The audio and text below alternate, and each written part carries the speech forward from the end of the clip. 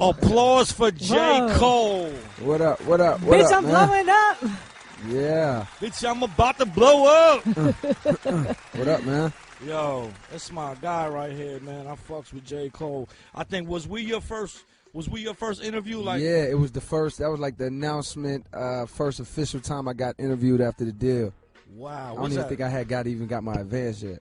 Oh, word. Yeah, I looked at that video like probably about a couple months ago. It was just funny, like, man. Yeah. Brand new to the game. Yes, sir. Yes, sir. Man, this is a couple years later now. Yeah, is it?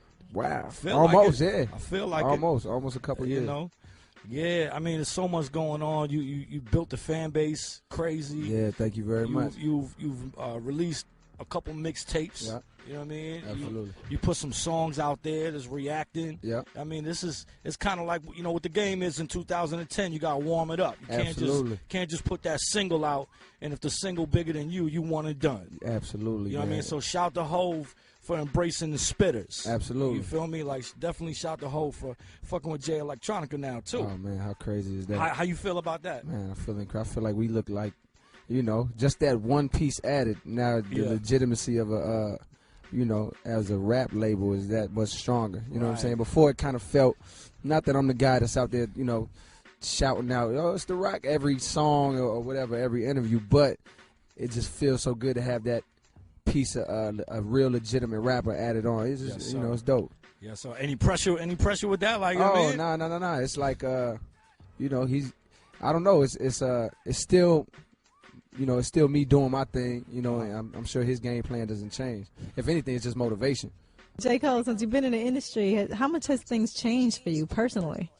You know what? It's personal time. Like, it's no more Jermaine time. It's all like, you know, it's all business. It's all work. And even when I'm off, I'm working, you know, in a sense. Like, my off days, I'm in the studio. So it's like less, you know, I remember the days when I was trying to get a deal, and it was like a lot of like, if I wasn't working on music, I was just sitting around the crib thinking about this. So now it's the same. It's just, I'm always thinking about it, but it's way more like activity. I'm never like, you know, never free. Did you ever expect in your wildest dreams to be where you're at right now, to be signed to Jay-Z? That never crossed my mind ever, not one time in my life. But I always knew in my heart like I was gonna be signed somewhere. You know, like I thought maybe Def Jam, Atlantic, somewhere like that. I never would have thought, you know, that I'd have had a chance to be signed to Jay-Z. Like, that never even crossed my mind. It was so unrealistic that it, you know, who would ever even think about that? You know, he was on top of the game when I was 14. Right. You know what I'm saying? That was, you know, 10 years ago or whatever. And then you went hard, trying to get him to listen to some beats before the deal. Yeah. I love that story, man. Talk about it. Talk about it. I tell this story all the time, but it really never gets old. It's, he was putting out American Gangster. Yeah. And I had seen I was at my job. I was calling people from a newspaper, trying to get them to like place ads in the classified section. Wow. And I really used to just slack. I used to just really write raps and just surf the internet or whatever. So I see that he's dropping an album. Yeah. I see that he was dropping an album. I was like, man, this is my chance. This is a sign from God. I'm supposed to make a beat for this album and get on. So I went home, cooked up a beat. It was called On Top of the World. I made 2 beats, burned them on CD. Me and E took the F train to the city, stood outside the studio just because I had a gut feeling, like everything was feeling right. I was like, man, I feel like he's going to come to the studio tonight because I knew where he was recording. Stood out there for like 3 hours. And then sure enough, like the Black Phantom pulled up. I tell it the same way every time. The Black Phantom pulled up, you know, and he had a car behind him. I remember at the time, I was like, man, some dude just hops out the car just to come open his door. Right. Like, that's this guy's job. As it should be. The door opener. The door opener. So he hops out or whatever. It was raining. He walks up to the door. I'm like, man, nervous. Like, yo, Jay, what's up, man? I got this. He's like, what is this? I'm like, it's a beat, CD American Gangster. He's like, man, I don't want that shit. Oh, damn.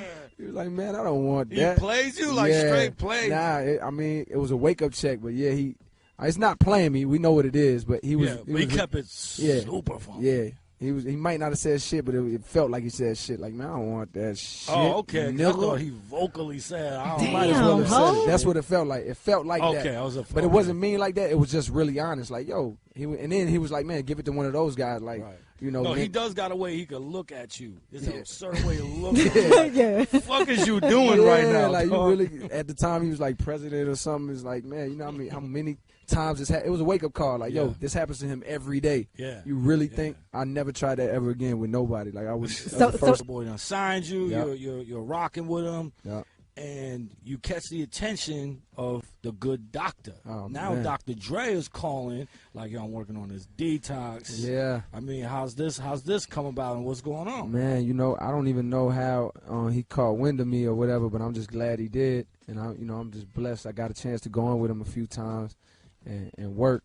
It was, just an incredible experience to, just be in the studio with the man, the legend. I mean, we was talking the other night. You told me a story about how, like when you had walked into the studio. Yeah. And you was kind of unsure how he was, saying how familiar with you. Yeah, I didn't know how. Because it's Dre. I'm sure he doesn't have time to go and dive into the warm up. I'm sure he's not driving around playing Friday Night Lights. So I don't know how much he actually knew about me. It could happen. Yeah, it could happen. Absolutely. But I knew he knew about me, but I don't know how familiar he actually was. But I think when I got in there, I think just my work spoke for itself, and just how respectful I was, and how just genuinely happy I was to just be there. You know what I'm saying? I put in good work, like, and I pray that man lets the world hear the incredible music that he has and that he's just sitting on.